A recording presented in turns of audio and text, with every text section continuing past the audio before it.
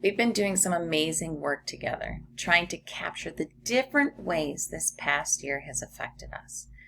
And part of the reason that we're doing this work is so that we can really pause and remember what we've been through.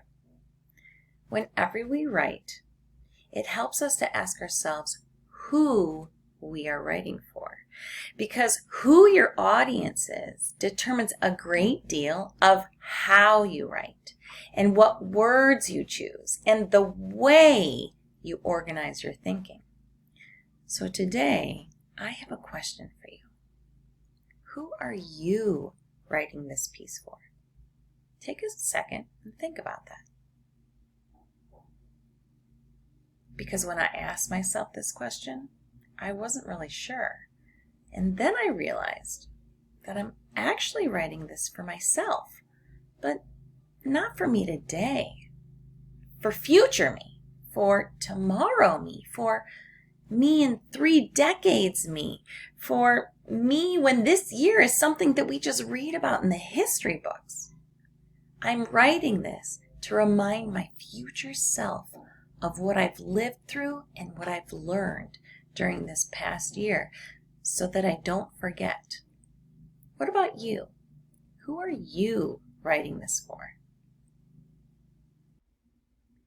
Today, I want to teach you that writers choose a particular perspective or angle to write with by asking themselves, who is my audience and what details do they need to make them care? This is important because when we consider the specific points of view of our readers, it can change the details that we decide to include in our writing. So in our writing today, we are going to be considering these questions as we begin and end our pieces. Let me show you how this could go. So when I think of my audience, or in this case, future me, I'm going to start by thinking about who I am and where I'm coming from. Okay, so future me, well, it's me, right? However, it's older me. So maybe 20 years have passed, or maybe even more. And if a lot of time has passed, that means that I probably forgot what this year was really like. And if that is true, that means I probably forgot what it felt like. And what the year felt like is a huge part of this year, that feeling.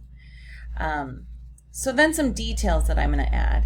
And this is, my angle. How do I make my audience care? And for me, it's to remind future me of this time so that I don't forget the lessons that I learned.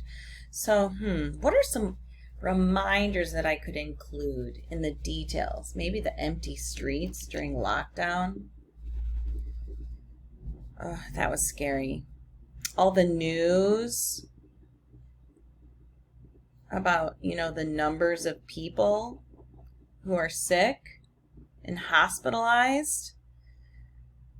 How scared we were to just go out to the grocery store, anywhere. And also that the images of all the people marching on the street.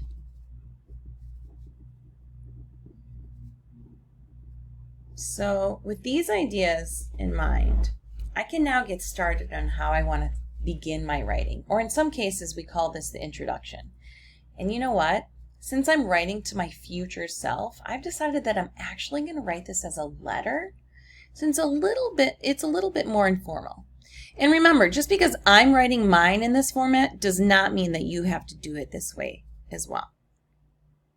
Okay, so here it goes. I'm going to talk out my ideas first, what I'd like to write in my introduction, because sometimes when we rehearse or practice and get our ideas out there, it makes the writing that much more easy. Okay, so here it goes. Dear Elana, I know you probably haven't thought about the year 2020, 2021 in a long time, because it has been a long time. So, in case you don't remember, it was hard. When COVID first hit, we were scared. We were scared to go to the grocery store. We were scared to go to the park. We were scared to leave our houses. Some of us didn't go to school for a whole year. Not only that, but our country saw a swell of people protesting in the streets for what they believe in, against racism, for voting rights, for freedom. Okay, time out. So I'm going to stop right there because I think I have a really good start of getting my future me to start to care about what I'm going to say. And now I'm going to share my thesis or my claim. Okay, time it. However, through it all, the past year pushed me to grow and change in new ways that I never expected. Okay, and so now I would get into the rest of my writing. Do you see what I did? So I thought to myself, who am I writing to? What are some of the details that I need to include to get my audience to care about my writing? And then I practiced it out loud before I put my ideas to paper. Now it's your turn.